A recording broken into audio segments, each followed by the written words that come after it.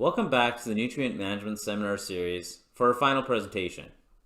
Today, I have the pleasure of presenting on the Phosphorus Filter Project, which is a joint project between East Raymond Colony, the County of Warner, Alberta Agriculture and Forestry, and of course, the Canadian Agricultural Partnership. My name is Brad Calder, and I'm an Agricultural Extension Specialist with the County of Warner Ag Service Board, where I help producers and the public with agribusiness sustainability, agri-environmental concerns, and invasive species. Primarily, my work has been on the Phosphorus Filter Project, which is one project of a larger initiative near the Milk River Ridge Reservoir. The Milk River Ridge Reservoir Water Quality Stewardship Initiative is a multifaceted program to mitigate agricultural runoff and its nutrient contributions to the watershed through boundary fencing, planting of native species, and water quality sampling of the reservoir. I wanted to thank our organizing committee and the County of Warner for the opportunity to present at the series and of course to host the series. It's a great opportunity and I really appreciate it. Welcome to the presentation on the phosphorus filter, mitigation options for nutrient contributions from agricultural runoff. My name is Brad Calder and I work with the County of Warner as an Ag Extension Specialist. Before I begin, I'd like to thank the Canadian Agricultural Partnership for providing funding for this project. I'd also like to thank our project partners, the Huddersfield and Brethren, and Alberta Agriculture and Forestry. Thank you very much for your support. The project would not be possible without it. Throughout the presentation today, I'll be discussing agricultural runoff, which typically contains increased concentrations of nutrients such as nitrogen and phosphorus. These nutrients may contribute to algal and cyanobacteria blooms, which degrade water quality through advanced eutrophication of a water body, hypoxia, and cyanotoxin release. Now these pollutants flow downstream, affecting all downstream watersheds. A watershed that has been negatively affected by nutrient contributions includes the Gulf of Mexico Dead Zone, which is an area of hypoxic waters at the mouth of the Mississippi River. Its area varies in size, but it can cover up to 6,000 to 7,000 square miles. It occurs between the inner and mid-continental shelf in the northern Gulf of Mexico, beginning at the Mississippi River Delta and extending westward into the upper Texas coast. It's the largest dead zone ever recorded, and I know you're all asking, how does this relate to me? I'm a farmer, or I live in the city in southern Alberta. Why is this relevant? Oh, please stay tuned. Getting closer to Canada, Lake Erie is another example of a watershed that has been negatively affected by nutrient contributions. In Lake Erie, in 2014, toxic algal blooms resulted in fouled water that hundreds of thousands of people rely on for drinking, cooking, and bathing, forcing hundreds of thousands of people to rely on bottled water. Blue-green algae, or cyanobacteria, choke up huge portions of the lake and have re-emerged as an annual summertime problem after nearly disappearing for more than a decade. And although the size of the bloom varies from year to year, in 2014 the bloom was nothing compared to the 2011 record breaker that took over a whopping 5,000 square kilometers of the lake. There is clearly a trend towards larger blooms. And I know what you're thinking. Sure, that's in Canada, but that's a long ways from my farm or community in southern Alberta. How is that relevant to me? Getting closer to home, southern Alberta is no stranger to cyanobacteria blooms. Blue-green algae advisories are typically issued in late August to late September, when surface water temperatures are elevated. In 2018, an advisory was issued for Chin Reservoir. This past summer, an advisory was issued for the Milk River Ridge Reservoir. This is a photograph from the shoreline of Milk River Ridge Reservoir in Ridge Park from the boat docks. And this is but one example of many within Alberta, as many of the reservoirs in southern Alberta are eutrophic systems. These are rich in dissolved nutrients that stimulate the growth of aquatic plant life. And decomposition of that plant life results in the depletion of dissolved oxygen, resulting in hypoxia.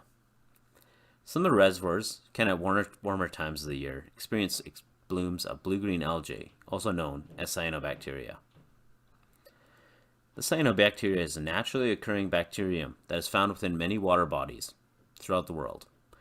During periods of increased temperatures, large populations can develop, which release a toxin, which is a cyanotoxin microcystin, that can result in death by respiratory system failure or liver cirrhosis and failure.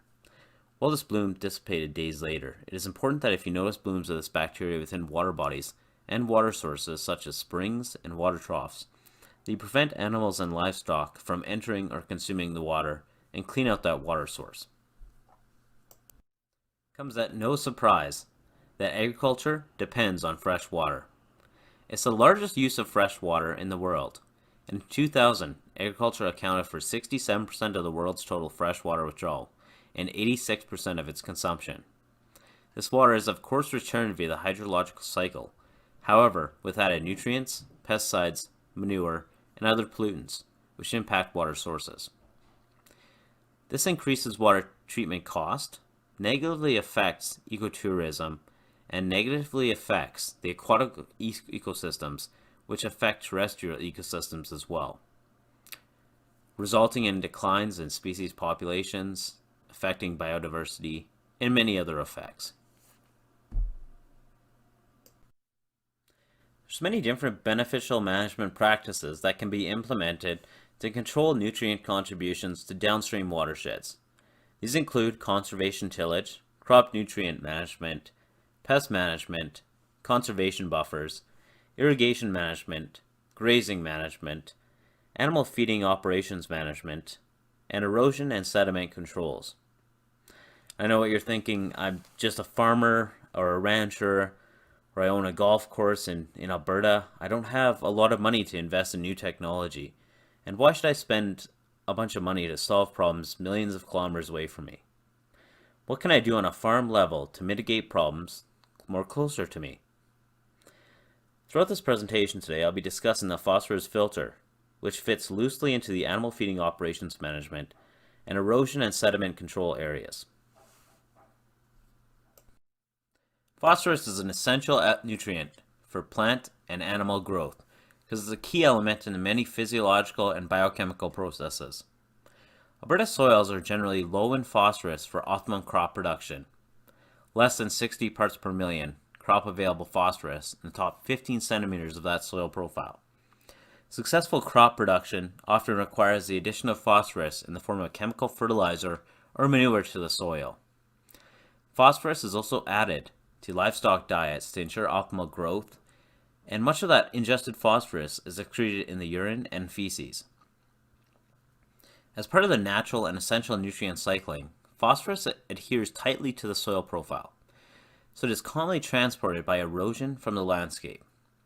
Runoff from agricultural systems and from land development, pollution from septic systems and sewers, manure and sewage sludge spreading, as well as other human-related activities. These may increase the movement of phosphorus containing inorganic and organic substances into aquatic systems. Phosphorus occurs in many chemical forms in soil and water. However, it is generally not very mobile in the soil, unlike some nutrients such as nitrogen. Also, phosphorus does not have a gaseous form that forms through the atmosphere, like other essential nutrients. Phosphorus is rarely absorbed by soil particles and generally does not leach through the soil profile unless soil phosphorus levels are excessive. And then it can migrate downward with water movement. Generally, overapplied phosphorus tends to accumulate and stay near the soil surface, and this can increase the risk of phosphorus loss through soil erosion and surface runoff. In soil, not all phosphorus is the same. It can be either organic or inorganic molecules. In addition, the molecules that contain phosphorus will change as the soil through nutrient cycling. Phosphorus inputs into the soil for agricultural purposes are primarily from the application of chemical fertilizer and organic sources, such as manure. Soil phosphorus is categorized into three types: soluble phosphorus, labile phosphorus, and stable phosphorus. Throughout the presentation today, I'll be discussing the soluble phosphorus phase. Soluble phosphorus is a very small part of the total soil phosphorus, but it's a fraction taken up by plants. It can enter the surface water bodies and is biologically available and can rapidly stimulate aquatic growth. Phosphorus moves from the landscape attached to the soil particles carried by wind or water and in dissolved forms carried by surface water runoff. Particulate phosphorus refers to all forms of phosphorus stored by soil particles and organic matter. Dissolved phosphorus, or DP, refers to the form of phosphorus dissolved in the surface runoff. Once mobile, phosphorus can be redeposited elsewhere on the landscape or be carried to surface water and potentially degrading water quality. Surface water runoff can transport nutrients such as phosphorus and nitrogen from livestock manure and fertilized agricultural fields into freshwater bodies. Oklahoma State University researchers have been developing phosphorus filters to effectively remove dissolved phosphorus from surface water runoff. In Alberta, most of the phosphorus is in the dissolved form, which is readily available to algae and aquatic plants, which can result in algal blooms, excessive plant growth, which both cause deterioration of water quality. The phosphorus filters are designed to use industrial byproducts such as fly ash, steel slag, red shale, and other synthetic materials such as biomass. These can be used as a filter media to capture and hold the dissolved phosphorus and thus preventing it from moving into the water body. Within the filter structure, the runoff wastewater is introduced to the filter media through perforated PVC pipes. The water flows down through the media, and the PSM binds the dissolved phosphorus, thus reducing the concentration in the water. The water flows out of the perforated PVC pipe and out of the filter system. It is important to have the filter system drain into an area that is resistant to soil erosion, such as a vegetated buffer. The material on the left-hand side of the screen is the iron slag that was used in the 2020 phosphorus filter. The slag is coarse and rock-like, varies greatly in size. This sample contains more fine material than the material used in the filter. The slag is quite dense, and the variable abrasive surface of the material prevents it from flowing easily. The material right on the right-hand side is the biomass material that was used in the Tributary 4 phosphorus filter. This material is granular. It's comprised of some form of organic granule with fine pieces of iron. There are many different filter structures that are generally specialized to meet the project objectives and site conditions. The filters are built to match the filter media that is used. And the filter must also be constructed to meet the runoff velocity and volumes for an increased precipitation event. Some of the possible filter structures include surface confined bed filters, blind inlets, ditch filters, and specialized designs such as tile drainage filter boxes, submerged cages, and membranous filter systems.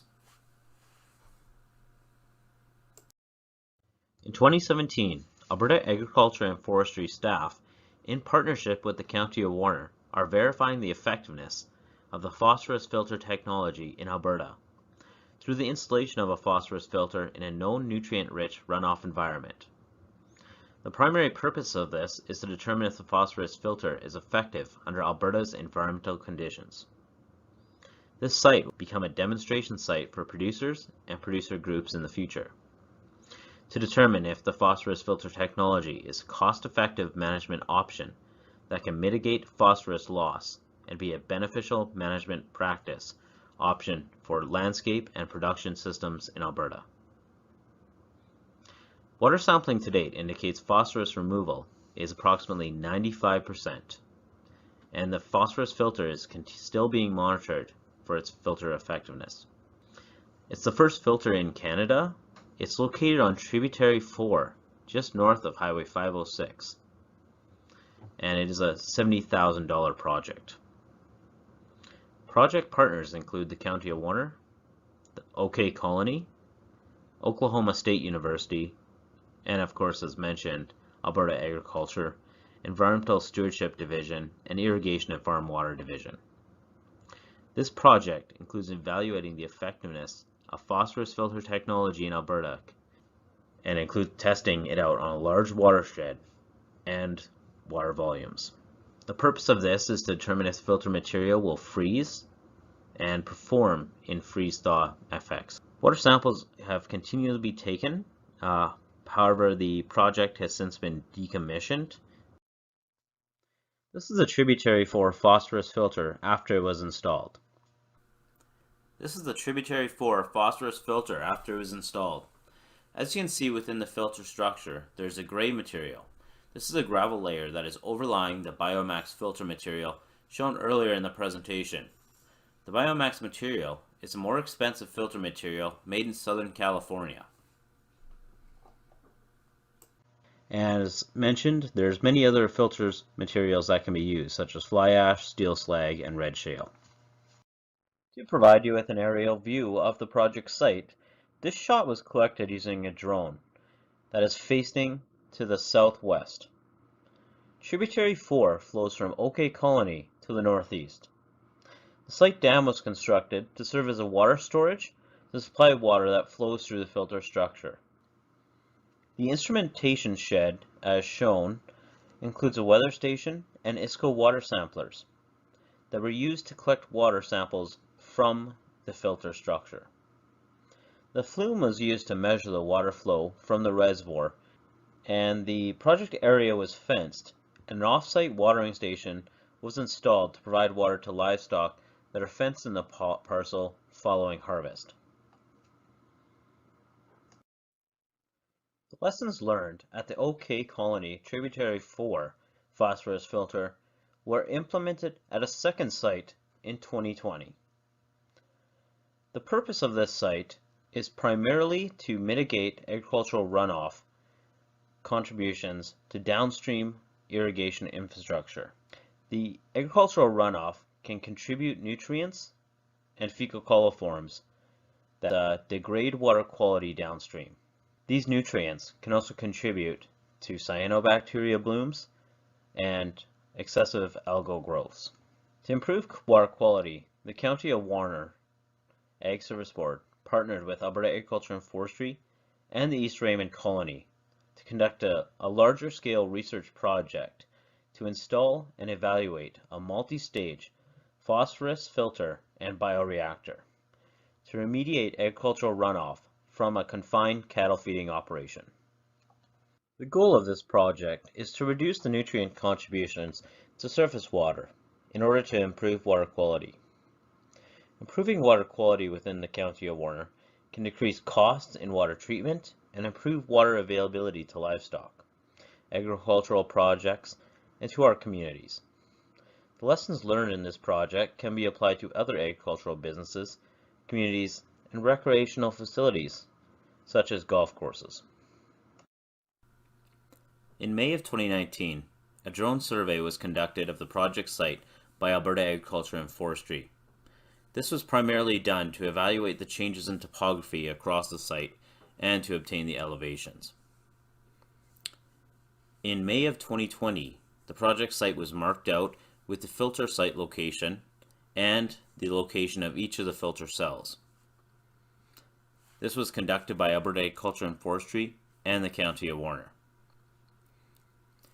On June 15th of 2020, the project construction began with the excavation of each of the filter cells, as you can see in these photographs.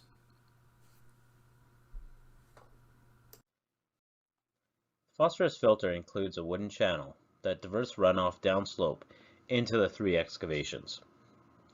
The wooden channel was constructed to provide laminar flow into the filter structure and also to measure the water velocity flowing into the filter. The first excavation is filled with 3 different sizes of gravel, which functions as a mechanical filter, removing the coarse organics and manure from that runoff. Water flows into a biofilter, which is a lined excavation filled with flax straw. The flax straw provides a carbon source and a home to denitrifying bacteria, which consume the nitrogen from the runoff. This bacteria will decrease the nitrogen concentration in the runoff. And as the filter fills with water, it will flow into a third excavation that is filled with metal slag.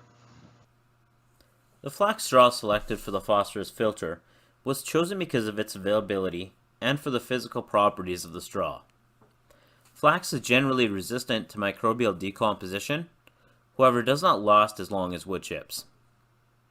There's many different bioreactor materials you can select from, such as cereal straw from wheat, durum, or barley, wood chips, coconut fiber, and hemp straw. These options all vary in their physical properties. However, it makes sense to use a filter type that is local, inexpensive, and meets your project needs. Alberta Agriculture and Forestry has done quite a bit of work in comparing the various bioreactor materials available in the province. The primary purpose of the filter material is to provide a carbon source for denitrifying heterotrophic bacteria, which use the cellular structure of the filter material as an energy source. Once introduced into the aquatic environment, nitrogen can exist in several forms, such as dissolved nitrogen gas, N2, ammonia, NH3, NaH4 positive, nitrite, NO2 negative, nitrate, NO3 negative, and organic nitrogen as protein matter, or in dissolved or particulate phases. Water was introduced into the filter structure bioreactor following construction. With that water, a population of bacteria, protists, and fungi were introduced. Within the filter structure, bacteria got right to work, consuming the available nutrients and using that as an energy source for growth and reproduction. Bacteria such as Nitrosomos, Nitrosococcus, Nitrospirna began a biological process of nitrification within the filter. The process involves the conversion of ammonia to nitrite and nitrite to nitrate. Second step of the nitrification process, nitroxidizing bacteria oxidize nitrite to nitrate. Nitrobacter is the genus most frequently associated with this second step, although other genera, such as Nitrospina, Nitrococcus, and Nitrospira, can also autotrophically oxidize nitrite.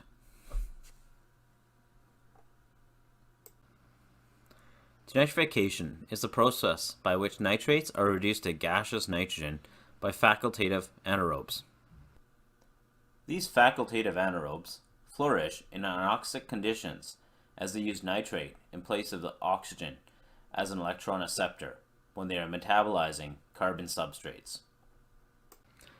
The biological process of denitrification involves reduction of nitrate, nitrogen, to nitrogen gas, but may also include nitrous oxide, N2O, or nitric oxide, NO. Gaseous nitrogen is not readily available for biological growth. Thus, denitrification converts nitrogen to a harmless form that has no significant effect on the environment. The principal biochemical pathways, however, are not anaerobic, but are merely minor modifications of aerobic biochemical pathways. Denitrification is a two-step process in which the first step is the conversion of nitrate into nitrite. The second step involves nitrite through two intermediates to nitrogen gas. Denitrification is considered a heterotrophic process conducted by microorganisms that require reduced organic substrate for energy and cell synthesis.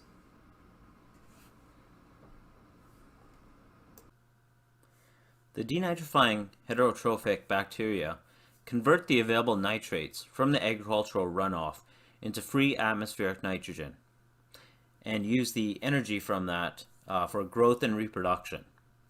There are a number of different bacterial species that can perform this biological process, and a carbon source must be available for the process to occur. The flax filter material would serve that purpose. Something to note is that denitrifying bacteria are generally more difficult to cultivate than nitrifying bacteria, and you have to be careful not to flush them out of the system. Third excavation is filled with metal slag, and that metal slag is about 50% calcium oxide, 40% iron oxide, and 10% silicon oxide, with trace amounts of magnesium, manganese, and sulfur. The metal slag will bind with dissolved phosphorus and decrease the phosphorus concentration in the runoff. The steel slag, a waste byproduct of steel refining, was purchased in Edmonton and transported down to the county owner Exeter Sports Shop. From here, it was transported out to the site in a trailer and loaded into the phosphorus filter.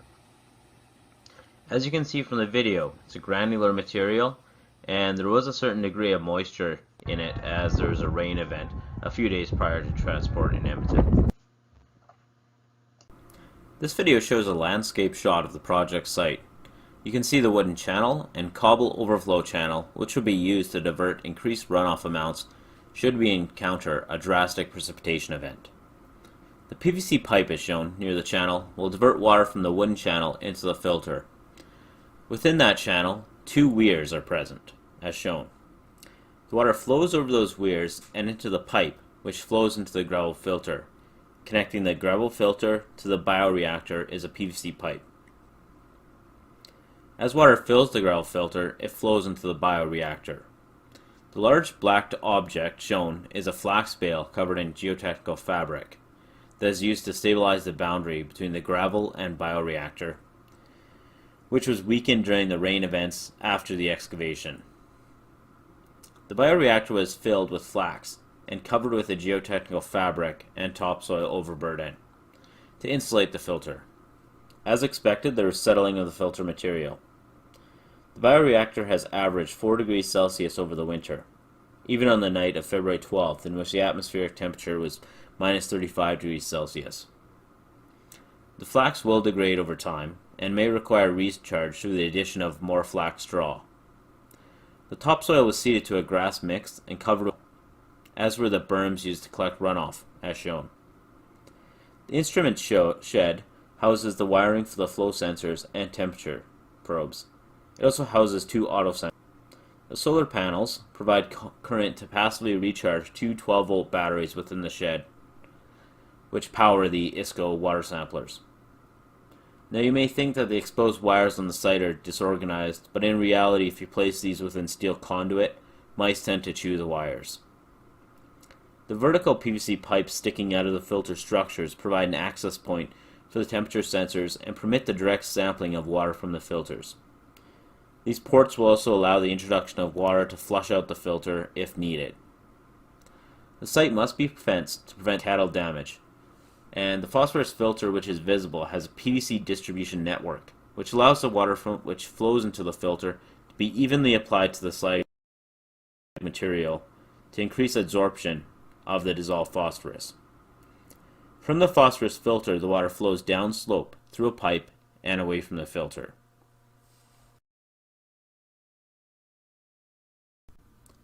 This year within the county was unusually wet.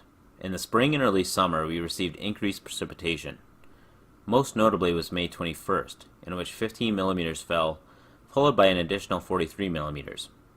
This saturated the confined feeding pens, and there was runoff downslope through the filter project area and off-site to the east. This flashy precipitation event really demonstrated the need for a mitigation option, such as a filter at the site. Precipitation caused delays throughout the construction process, as shortly after beginning to excavate, on June 15th, consistent rains from June 16th to July 1st routinely saturated the site and caused subsistence issues with the excavations. Which brings us to the primary reason in which we installed this phosphorus filter in southern Alberta: snowfall and sub-zero temperatures. The primary reason this was installed was to evaluate its performance with the freeze-thaw cycles to see if this is a viable means of removing dissolved phosphorus from agricultural runoff in southern Alberta. Throughout this project, I had the pleasure of working with Ken Jansen, a technological expert who worked extremely hard to make the project a success. He set up the sensors at the site to be accessible through an iPhone app called LoggerLink, as shown in the figures. Through this app, a person can access the sensors at the site to obtain a real-time measurement of the site conditions, including the temperatures of the panel, the filter cells, air temperature, relative humidity, and a water velocity measurement of the flow sensors. As well, you can obtain the status of the ISCO samplers. The iPhone app connects to a number of temperature sensors which extend down into each of the filter cells. It also connects to a pressure probe OTT PLS pressure transducer. This device is used for precisely measuring the water level of ground and surface waters through use of hydrostatic pressure of the water column above a relative pressure measuring cell. A pressure compensation capillary in the pressure probe cable gives the measuring cell the current ambient air pressure as a reference. This device was mounted within the entrance of the wooden channel. This pressure transducer will detect water flowing into the channel and send a signal to the app. This is an enclosed sensor that vents through an external interface that is located in the enclosed steel box. The device is manufactured by Campbell Scientific. The device used for measuring the flow of water out of the phosphorus filter is the Grayline Instruments Area Velocity Flow Meter Model AV-FM 5.0. The device uses a submerged ultrasonic sensor to continuously measure both velocity and level in the pipe. The sensor resists fouling corrosion. And the flow meter can be configured with the standard submerged velocity level sensor or with the submerged velocity plus a separate non-contacting ultrasonic level sensor. The QZ02L sensor was used in our circumstance.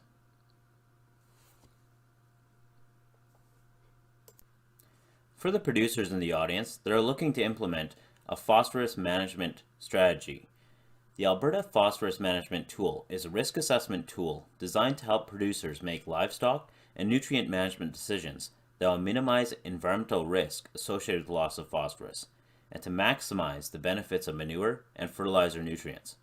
It also serves as an educational tool to explain how management practices and landscape features impact phosphorus loss, and which beneficial management practices can be used to mitigate that loss.